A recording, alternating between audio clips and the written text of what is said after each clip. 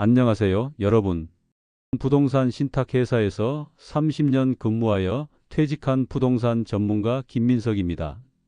단 한 번의 실수로 100만 원이 사라진다니 믿을 수가 없습니다. 오늘은 정말 중요한 소식을 알려드리려고 합니다. 6월부터 여러분의 소중한 돈이 사라질 수 있습니다. 믿기 힘드시다고요? 과장이 아닙니다. 진짜입니다. 구독, 좋아요를 누르고 이 영상을 끝까지 시청하시면 앞으로 닥칠 수 있는 과태료 100만 원을 피하는 모든 방법을 알게 되실 겁니다. 여러분의 통장에서 최대 100만 원이 빠져나갈 수 있습니다. 이게 무슨 소리냐고요? 바로 전월세 신고제입니다. 6월부터 본격적으로 과태료가 부과됩니다. 그거 이미 다 하는 거 아니었어요? 많은 분들이 이렇게 생각하십니다. 하지만 아닙니다. 지금까지는 완전히 달랐습니다.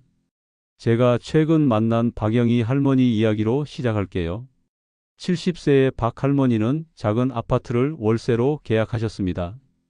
계약서도 작성하고 전입 신고도 마쳤습니다. 제가 전월세 신고는 하셨나요? 라고 여쭤보니 그게 또 뭐야? 계약서 쓰고 전입 신고하면 끝 아니야? 할머니의 놀란 표정이 아직도 생생합니다. 6월부터는 신고를 안 하면 과태료가 부과된다고 설명드리자 얼굴이 하얗게 변하셨습니다. 내가 무슨 잘못을 했다고 갑자기 벌금을 내야 하는 거야? 이 이야기가 남의 일 같으신가요? 아닙니다. 6월 1일부터는 여러분의 이야기가 될 수 있습니다. 자녀분이 대신 계약한 경우도 마찬가지입니다. 모두 당신의 이야기가 될 수 있습니다. 2021년부터 시행되었던 전월세 신고제가 드디어 과태료 부과 단계로 접어듭니다. 지금까지는 신고를 안 해도 과태료가 없었지만 이제는 다릅니다. 집주인이든 세입자든 신고를 안 하면 과태료를 내야 합니다. 과태료가 얼마까지요? 그렇습니다. 최대 100만 원까지 가능합니다. 매달 받는 연금에서 소중한 노후 생활비에서 100만 원이 그냥 사라진다고 생각해 보세요. 지금 이 순간에도 많은 분들이 어머, 내가 왜? 나는 그냥 세입자일 뿐인데라고 생각하실 겁니다. 또는 우리 딸이 계약했으니 문제 없겠지 하고 안심하고 계실지도 모릅니다. 하지만 법은 이미 바뀌었습니다. 집주인과 세입자 모두 신고 의무가 있습니다. 물론 둘 중 한 명만 신고해도 됩니다. 그런데 아무도 신고하지 않으면 두 사람 모두 과태료 대상이 됩니다. 자녀분이 계약했는데도 신고를 안 했다면 여러분의 소중한 보증금이 위험해질 수 있습니다. 확정일자 문제 때문이죠. 잠시만요. 혹시 이런 생각을 하고 계신가요? 우리 집은 보증금이 많지 않으니 괜찮을 거야. 나는 지방 소도시에 살아서 해당 없을 거야. 이것도 큰 오해입니다. 지금부터 정확히 알려드리겠습니다. 보증금이 6천만 원을 넘거나 월세가 30만 원을 넘는다면 바로 신고 대상입니다. 둘 중 하나만 해당되어도 신고해야 합니다. 제 옆집 이웃 최 할아버지 사례를 보세요. 보증금 7천만 원에 월세 25만 원으로 계약하셨습니다.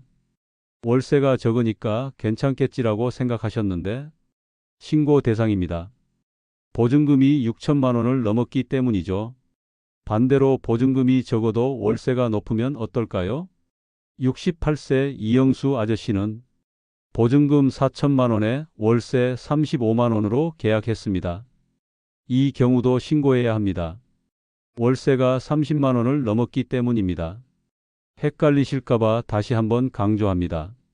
보증금이 6천만 원을 넘었거나 월세가 30만 원을 넘었다면 단 하나만 해당되더라도 신고 대상입니다.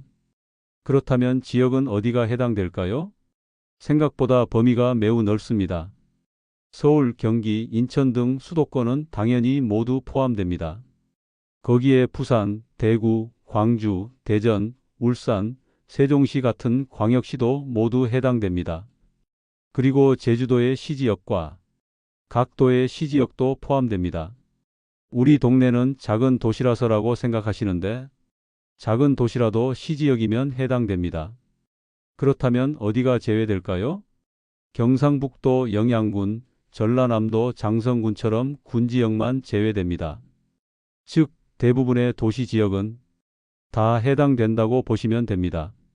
주택 유형은 어떨까요? 이 부분에서 많은 분들이 착각하고 계십니다.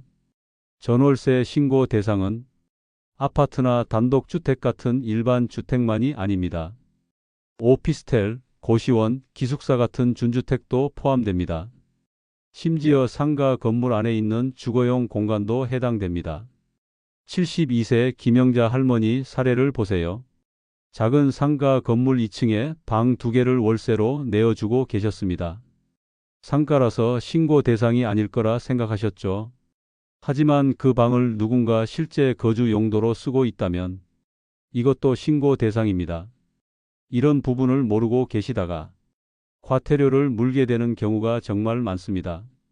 그럼 어떻게 신고해야 할까요? 전월세 신고는 두 가지 방식으로 할 수 있습니다. 주민센터를 직접 방문하는 방법과 온라인으로 신고하는 방법입니다. 두 방법 모두 어렵지 않으니 안심하세요. 첫 번째, 주민센터 방문입니다. 가장 익숙한 방법이죠. 계약서를 들고 해당 주택이 있는 동네 주민센터에 가시면 됩니다. 창구에서 전월세 계약 신고하러 왔습니다 라고 말씀하시면 담당자가 친절하게 안내해 드립니다. 필요한 서류는 간단합니다. 계약서 원본과 신분증만 있으면 됩니다. 여기서 팁 하나를 드리자면 계약서 사본을 한 장 더 가져가세요. 원본은 확인 후 돌려받게 됩니다.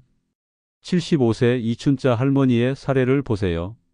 거동이 불편하셔서 걱정했지만 주민센터 직원이 친절하게 모든 절차를 도와주셨다고 합니다. 신고서 작성도 어렵지 않게 도와주니 너무 걱정하지 마세요. 요즘 주민센터에는 노년층을 위한 전담 창구가 있는 곳이 많습니다. 두 번째, 온라인 신고 방법입니다. 스마트폰이나 컴퓨터를 사용하시는 분들에게 좋은 방법입니다. 부동산 거래 관리 시스템이라는 사이트에 접속하시면 됩니다. 정부24 아이디나 공동인증서로 로그인하세요. 그 다음 계약 정보를 입력하고 계약서 사진을 첨부하면 끝입니다. 꼭 스캐너가 필요하진 않습니다. 스마트폰으로 계약서를 깨끗하게 찍어서 첨부하셔도 됩니다. 이 방법이 조금 어려우시다면 세 번째 방법을 추천합니다. 바로 가족의 도움을 받는 것입니다. 자녀나 손주에게 부탁하세요. 이거 6월부터 안 하면 과태료 낸다는데 한번 도와줄래? 라고 말씀드리면 쉽게 해결될 수 있습니다. 실제로 많은 어르신들이 가족의 도움을 받아 간편하게 신고하고 계십니다. 이제 누가 신고해야 하는지에 대한 중요한 부분을 설명드리겠습니다. 전월세 계약에는 두 당사자가 있습니다. 집주인과 세입자죠.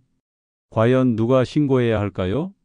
결론부터 말씀드리면 두 사람 모두 신고 의무가 있습니다. 중요한 점은 둘 중 한 명만 신고해도 된다는 것입니다. 한 사람이 신고하면 나머지 한 사람은 신고한 것으로 간주됩니다. 그렇다면 실제로는 누가 신고하는 것이 더 유리할까요? 제 30년 경험으로는 세입자가 직접 신고하는 것이 가장 좋습니다. 그 이유가 있습니다. 전월세 신고를 하면 확정일자가 자동으로 부여되기 때문입니다. 이 확정일자란 무엇일까요? 쉽게 말해 세입자의 보증금을 법적으로 보호해주는 공식날짜 도장입니다. 예를 들어 69살 장병철 씨의 경우를 살펴보겠습니다. 장 씨는 전세 보증금 8천만 원을 내고 계약했지만 확정일자를 받지 않았습니다. 몇 달 후 집주인이 은행 대출금을 갚지 못해 집이 경매에 넘어갔습니다. 안타깝게도 장 씨는 확정일자가 없어 보증금을 전부 돌려받지 못했습니다. 평생 모은 돈의 상당 부분이 하루아침에 사라진 것입니다. 반면에 71세 김미영 씨의 경우 비슷한 상황에서도 미리 확정일자를 받아 놓았기 때문에 보증금을 우선적으로 돌려받을 수 있었습니다. 이것이 바로 확정일자의 효력입니다. 그런데 전월세 신고를 하면 이 확정일자가 자동으로 부여됩니다. 따로 확정일자를 받으러 갈 필요가 없는 것이죠. 편리하지 않습니까? 그러나 여기서 꼭 알아두셔야 할 중요한 점이 있습니다. 과거에는 많은 분들이 확정일자만 받으러 주민센터에 가셨습니다. 하지만 이제는 반드시 전월세 신고도 함께 하셔야 합니다. 확정일자만 받았다고 전월세 신고가 자동으로 되는 것은 아닙니다. 그러나 반대로 전월세 신고를 하면 확정일자는 자동으로 부여됩니다. 이 차이점을 꼭 기억하세요. 신고 시기도 매우 중요합니다. 계약일로부터 30일 이내에 신고하셔야 합니다. 이 기간을 넘기면 과태료 대상이 됩니다. 며칠 늦어도 괜찮겠지라고 생각하셨다가는 후회하게 될 수 있습니다. 보통은 계약하고 집에 입주하면서 전입 신고할 때 함께 하시는 것이 가장 효율적입니다. 계약 기간이 끝나고 연장하거나 계약 내용이 변경될 때도 다시 신고해야 한다는 점을 꼭 기억하세요. 예를 들어 월세가 인상되거나 보증금이 변경되면 다시 신고해야 합니다. 한번 신고했다고 끝나는 게 아닙니다. 그렇다면 과태료는 얼마나 나올까요? 가장 궁금하신 부분이죠. 과태료는 상황에 따라 달라집니다. 신고를 아예 안 한 경우, 늦게 한 경우, 거짓으로 한 경우에 따라 금액이 달라집니다. 먼저 신고를 아예 안 한 경우입니다. 보증금과 월세 금액에 따라 과태료가 달라집니다. 6천만 원 초과 3억 원 이하 보증금이거나 월세 30만 원 초과 100만 원 이하인 경우 50만 원의 과태료가 부과됩니다. 3억 원을 초과하는 보증금이거나 월세가 100만 원을 초과하는 경우 100만 원의 과태료가 부과됩니다. 다음은 신고는 했지만 늦게 한 경우입니다. 계약일로부터 30일이 지난 후에 신고한 경우죠. 30일 초과 60일 이내에 신고하면 과태료의 20%가 부과됩니다. 60일 초과 90일 이내에 신고하면 40%가 부과됩니다. 90일 초과 1년 이내에 신고하면 60%가 부과됩니다. 1년 초과 후에 신고하면 80%가 부과됩니다. 마지막으로 거짓으로 신고한 경우입니다. 100만 원의 과태료가 부과됩니다. 이제 여러분이 자주 물으시는 질문들에 답해 드리겠습니다. 첫 번째, 전월세 신고를 안 하면 바로 과태료가 부과되나요? 6월 1일부터는 신고 의무를 위반하면 과태료 대상이 됩니다. 하지만 처음부터 100만 원 과태료가 부과되는 것은 아닙니다. 보통 먼저 안내문이 발송되고 그래도 신고하지 않으면 과태료가 부과됩니다. 그러나 기다렸다가 통지를 받은 후 신고하면 이미 늦습니다. 과태료는 줄어들 수 있지만 완전히 면제되지는 않습니다. 가장 안전한 방법은 계약 직후 바로 신고하는 것입니다. 두 번째, 공인중개사를 통해 계약했는데 왜 내가 또 신고해야 하나요? 많은 분들이 이런 오해를 하십니다. 공인중개사는 계약서 작성만 도울 뿐 전월세 신고는 별도입니다. 공인중개사가 대신 신고해 준다고 말씀하셨다면 정말 해주셨는지 꼭 확인하세요. 78살 조한영 씨는 중개사가 알아서 다 처리해 준다고 생각했다가 과태료 통지를 받을 뻔했습니다. 다행히 이웃이 미리 이 사실을 알고 신고해서 위기를 넘겼죠. 세 번째, 이미 살고 있는 집도 신고해야 하나요? 이미 계약 중인 집은 계약을 갱신하거나 변경할 때 신고하면 됩니다. 지금 계약 기간 중이라면 만료 후 재계약할 때 신고하세요. 그러나 올해 1월 이후에 계약했는데 아직 신고하지 않았다면 서둘러 신고하셔야 합니다. 네 번째, 혼자 사는 노인은 어떻게 신고해야 하나요? 혼자 사시는 어르신들은 주민센터를 방문하시면 직원들이 친절하게 도와드립니다. 요즘은 노인복지 도우미나 사회복지사들도 이런 행정 업무를 도와드리고 있으니 주저하지 마시고 도움을 요청하세요. 82세 정순래 할머니는 혼자 사시지만 복지사 선생님의 도움으로 쉽게 신고를 마치셨습니다. 다섯 번째, 집주인이 신고를 거부하면 어떻게 하나요? 일부 집주인들은 임대소득 신고를 피하기 위해 전월세 신고를 꺼리기도 합니다. 하지만 세입자는 집주인의 동의 없이도 단독으로 신고할 수 있습니다. 계약서와 신분증만 있으면 되니 집주인이 거부해도 걱정하지 마시고 직접 신고하세요. 여기서 특별히 알려드릴 중요한 팁이 있습니다. 매매 계약으로 위장한 전세 계약을 제안받으신 적이 있으신가요? 일부 임대인들이 세금을 회피하기 위해 이런 방법을 제안하기도 합니다. 절대 응하시면 안 됩니다. 이는 불법이며 세입자에게도 엄청난 위험이 됩니다. 매매 계약으로 위장하면 나중에 법적 보호를 전혀 받을 수 없게 됩니다. 반드시 정확한 전월세 계약서를 작성하고 신고하셔야 합니다. 이제 왜 갑자기 과태료가 적용되는지 그 배경에 대해 알아보겠습니다. 사실 이 제도는 갑작스럽게 생긴 게 아닙니다. 이미 2021년 6월 1일부터 시행 중이었습니다. 당시 정부는 전월세 상한제, 계약 갱신 청구권과 함께 전월세 신고제를 함께 도입했습니다. 그런데 국민들의 혼란을 줄이기 위해 전월세 신고제에 대해서는 과태료 부과를 4년간 유예했던 것입니다. 그 유예 기간이 이제 끝나게 됩니다. 이젠 더 이상의 유예는 없습니다. 6월 1일부터는 실제로 과태료를 부과하기 시작합니다. 보통 새로운 제도가 시행될 때는 충분한 홍보와 준비 기간을 거치게 마련인데 이 제도는 조용히 진행되다가 이제야 본격적인 과태료 부과로 전환되는 것입니다. 그래서 많은 분들이 모르고 계시다가 갑자기 과태료 통지서를 받고 당황하게 될 수 있습니다. 이 영상을 시청하시는 여러분은 다행히 미리 알게 되셨으니 가족, 친구들, 특히 부모님이나 어르신들께 꼭 알려드리세요. 특히 부모님을 대신해 자녀들이 계약한 경우가 많은데 그런 경우에도 신고 의무는 여전히 존재합니다. 김영수 할아버지의 경우를 살펴보겠습니다. 이분은 77세 할아버지로 12년 넘게 소유한 다세대 주택 한 채를 전세로 임대해 오셨습니다.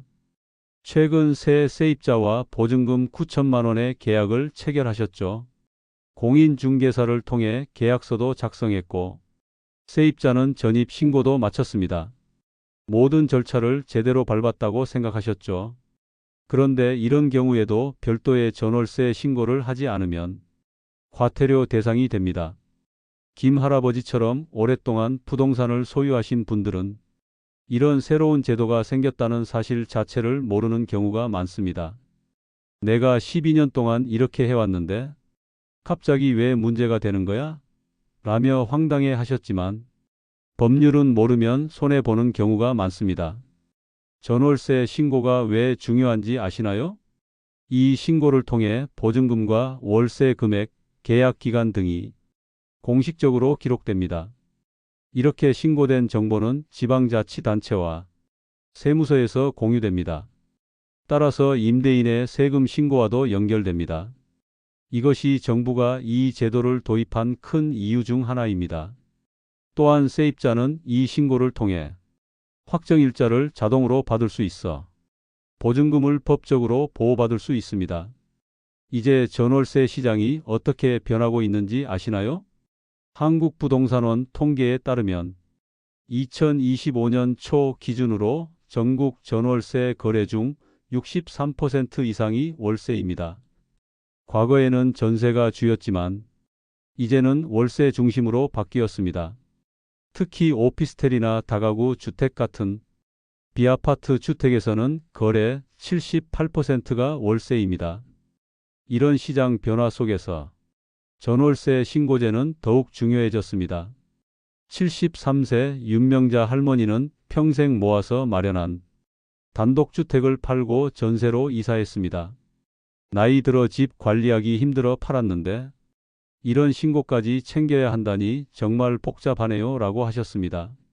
하지만 신고를 통해 오히려 보증금을 더 확실하게 보호받을 수 있다는 사실을 알게 되셨습니다.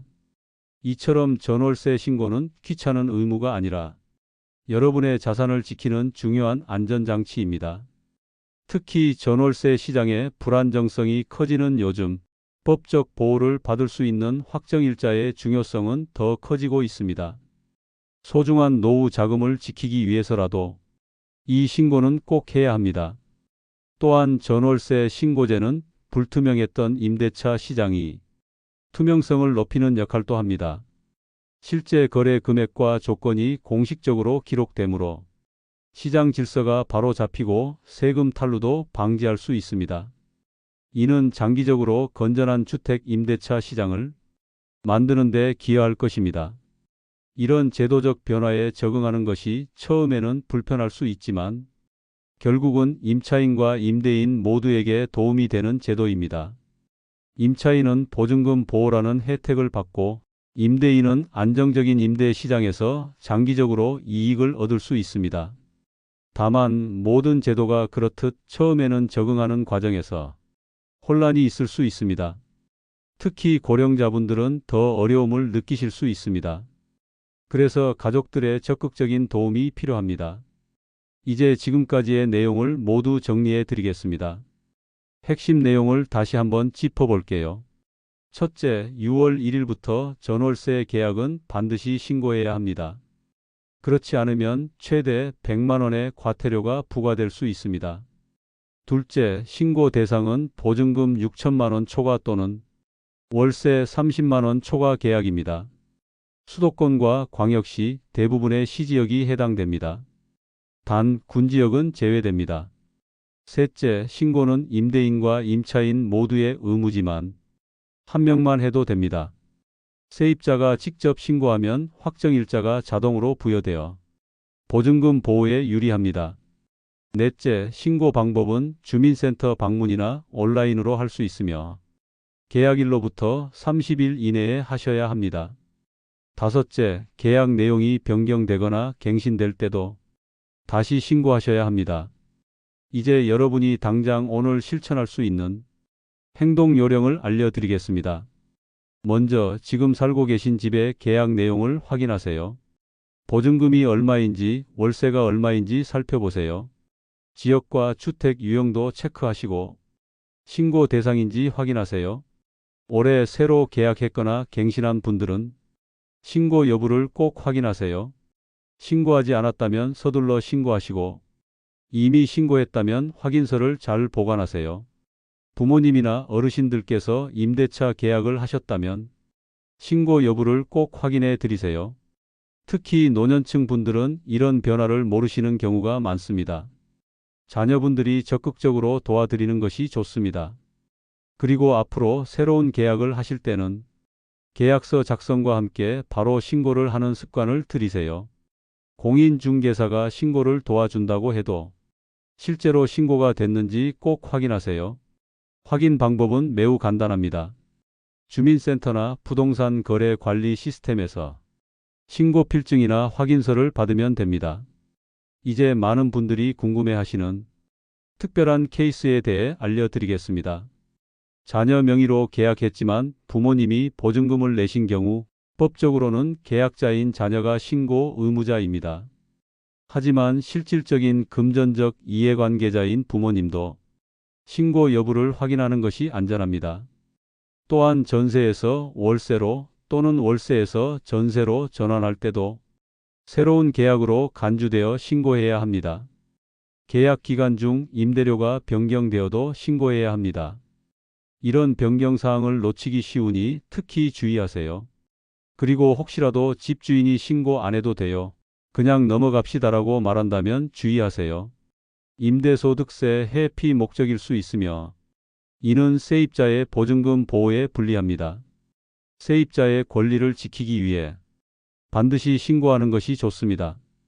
혼자 사시는 어르신들을 위한 특별 팁도 드리겠습니다. 모든 주민센터에는 복지 담당자가 있습니다. 전월세 계약 신고 도와주실 수 있나요? 라고 물어보시면 친절하게 도와드립니다. 또한 복지관이나 노인회관에서도 이런 행정 업무 지원을 받을 수 있습니다. 디지털 기기 사용이 어려우신 분들은 굳이 온라인으로 하려고 하지 마시고 직원에게 도움을 요청하세요. 여러분, 오늘 이 영상을 끝까지 시청해 주셔서 정말 감사합니다. 많은 분들이 모르고 계시다가 갑자기 과태료를 물게 되는 상황을 예방하기 위해 이 내용을 준비했습니다.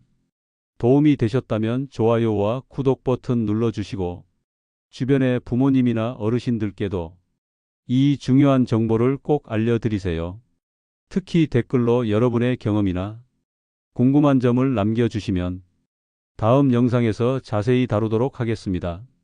다음 영상에서는 임대인들을 위한 절세 전략과 세입자를 위한 특별한 비용 절감 방법을 알려드릴 예정이니 채널 구독과 알림 설정 꼭 해 두시기 바랍니다. 오늘 배우신 내용을 활용하여 여러분의 소중한 자산을 잘 지키시길 바랍니다. 평생 모아온 재산이 단 한 번의 실수로 위험해질 수 있습니다. 하지만 지금 조금만 신경 쓰면 안심하고 편안한 노후를 보내실 수 있습니다. 건강하시고 다음 영상에서 또 만나 뵙겠습니다. 감사합니다.